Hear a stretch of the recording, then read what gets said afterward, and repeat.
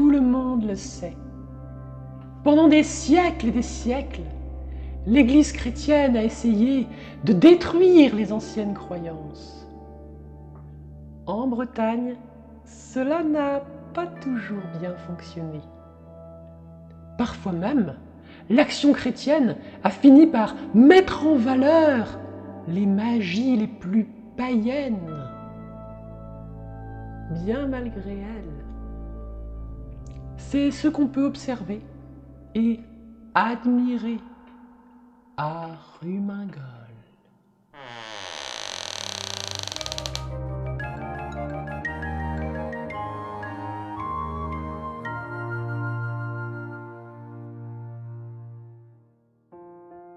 Rumingol est un petit village de la commune du Fou, au beau milieu du Finistère, entre la presqu'île de Crozon et la porte de l'Enfer.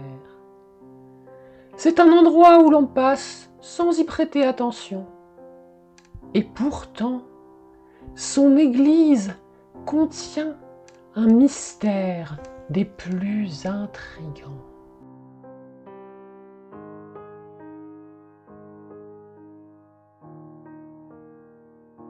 Vue de l'extérieur, l'église Notre-Dame de Rumingol est des plus élégantes, étonnamment grande pour un si petit village.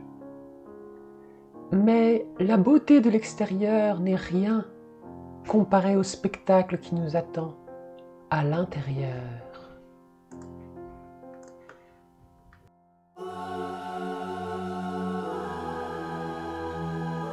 La splendeur du lieu laisse sans voix. Partout, ce ne sont que dorures, sculptures fines qui ornent les murs de Notre-Dame de Rumingol.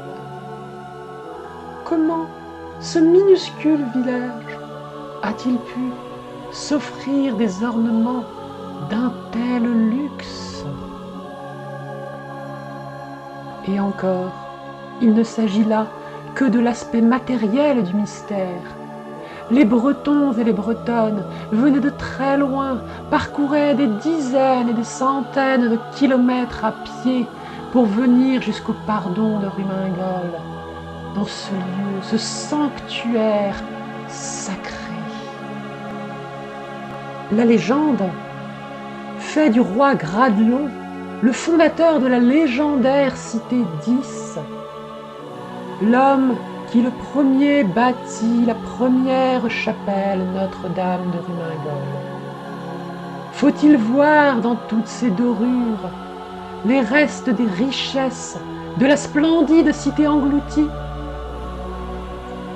Rien n'est hélas moins sûr, car l'église telle que nous la connaissons fut bâtie bien des siècles après le règne de Gradelon.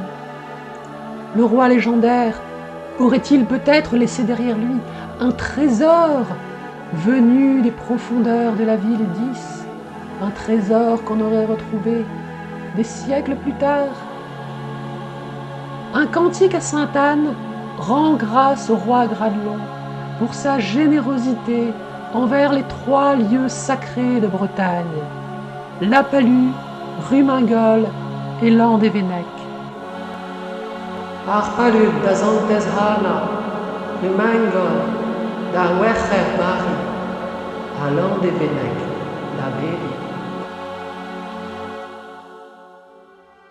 En réalité, la grâce de Rumingol a peut-être une origine beaucoup plus simple et merveilleuse.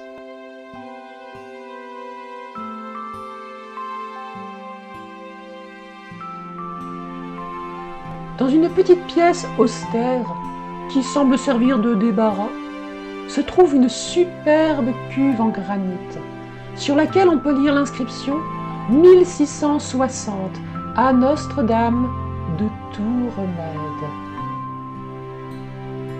En effet, il semblerait que Rumingol puisse venir de Remède Hall, c'est-à-dire tout remède. L'eau que contenait cette cuve guérissait tous les maux. D'où venait cette eau? Peut-être que le véritable miracle de Rumingol n'est pas dans l'église. À quelques dizaines de mètres de là, à peine, se trouve la fontaine sacrée Notre-Dame de tout remède. Ici, pas de grandes statues ni de dorures, juste une petite fontaine entourée de verdure. Une fontaine magique, comme il en existe des dizaines, des centaines en Bretagne. Mais les pèlerins venaient de partout pour utiliser son eau, la seule à être capable de guérir tous les maux du corps et de l'esprit.